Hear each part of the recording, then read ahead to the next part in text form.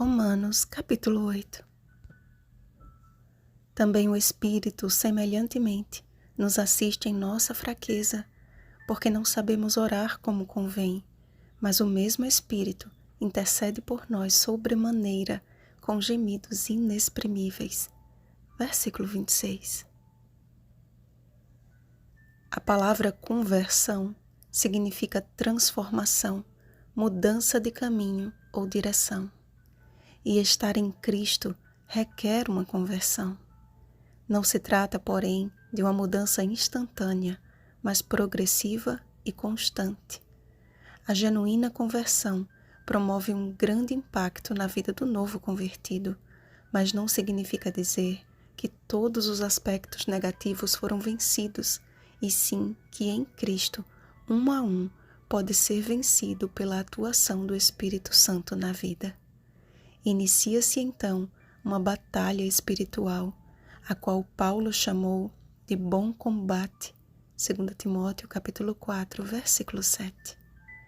Bom, porque já nenhuma condenação há para os que estão em Cristo Jesus. Jesus se torna o comandante que luta as batalhas do crente e o coloca na trincheira infalível do Espírito Santo. A função da lei de Deus e o entendimento acerca da lei moral, sobre a qual o próprio Deus cunhou com especial consideração, nunca foram tão questionados. Paulo era um doutor da lei, então é fato de que suas epístolas não são tão fáceis de ser compreendidas, como bem nos alertou o Senhor através de Pedro. 2 Pedro capítulo 3, versículos 15 a 16. Contudo, jamais Deus deixou e nem deixará um sincero estudante das Escrituras no escuro de opiniões humanas e destituídas da sabedoria do alto. A salvação é pela graça por meio da fé em Cristo, mas nunca uma vida salva andará segundo a carne, mas segundo o Espírito, porque a lei do Espírito da vida em Cristo Jesus te livrou da lei do pecado e da morte. Percebam a diferença entre o pendor da carne e o pendor do Espírito.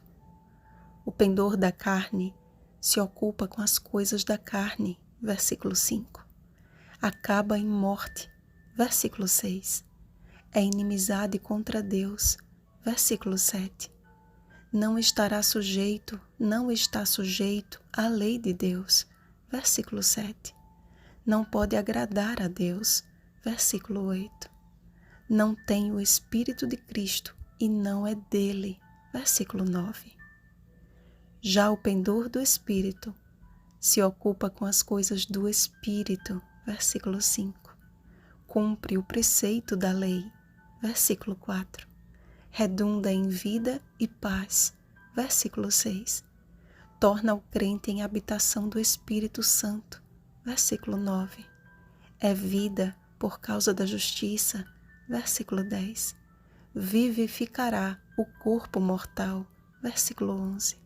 Nos torna filhos de Deus, versículo 14.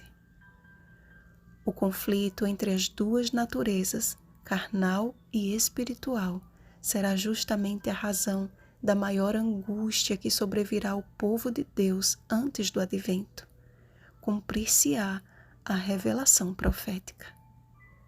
Convertei-vos a mim de todo o vosso coração, e isso com jejuns, com choro e com pranto. Rasgai o vosso coração e não as vossas vestes, e convertei-vos ao Senhor vosso Deus, porque Ele é misericordioso e compassivo, e tardio em irar-se, e grande em benignidade, e se arrepende do mal. Joel capítulo 2, versículos 12 ao 13. Que privilégio nosso de podermos nos dirigir a Deus como nosso Pai. Um Pai que nos deixou escrito um manual de sobrevivência para suportarmos os sofrimentos do tempo presente, até que a sua glória seja revelada em nós.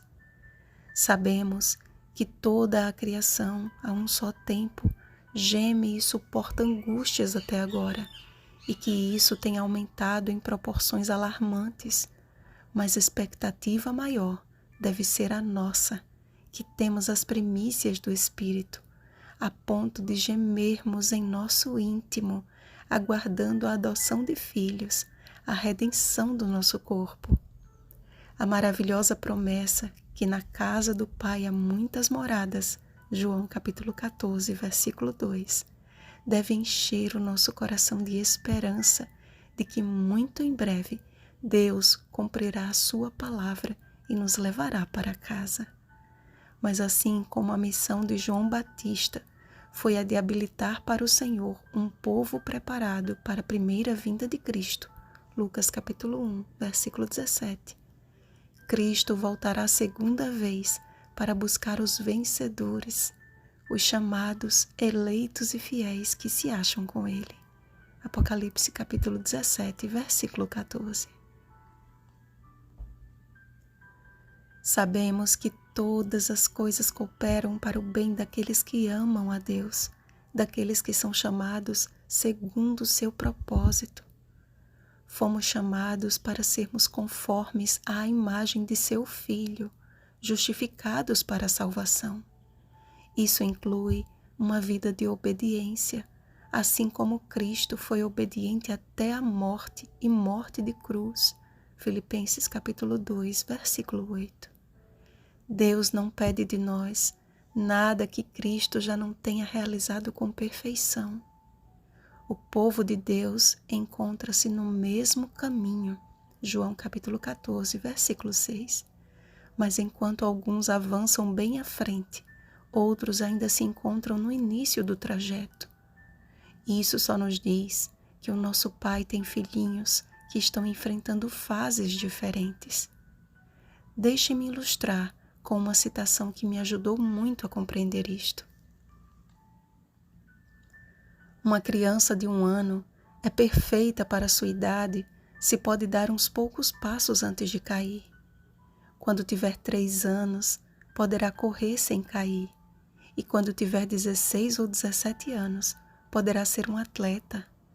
Em cada uma destas 3 etapas, ele é perfeito. O Filho de Deus pode ser maduro em qualquer nível de sua experiência progressiva, e a cada passo do caminho, ele pode não apenas estar certo de sua salvação mediante o manto de justiça imputada por Cristo, como também pode possuir a maturidade espiritual própria de sua idade, em virtude da obra do Espírito Santo e o processo de santificação e crescimento. Fernando Chais, A Vitória da Igreja na Crise Final, página 20. Quando entregamos a nossa vida nas mãos de Deus e nele confiamos, a necessidade de um vínculo diário e constante gera relacionamento, e o relacionamento, conhecimento, e o conhecimento, sabedoria, e a sabedoria, paz. Paz em saber que há um Deus do céu que se preocupa conosco e que nos liga a Ele com as inquebráveis correntes de seu amor, que está em Cristo Jesus, nosso Senhor. Enquanto o mundo reverbera o primeiro engano, é certo que não morrereis. Gênesis capítulo 3, versículo 4. Que a nossa voz e a nossa vida sejam atalaias da verdade a repercutir as palavras de Jesus. Se me amais, guardareis os meus mandamentos. João capítulo 14, versículo 15. Vigiemos e oremos. Bom dia, filhos do Pai do céu. Rosana Garcia Barros.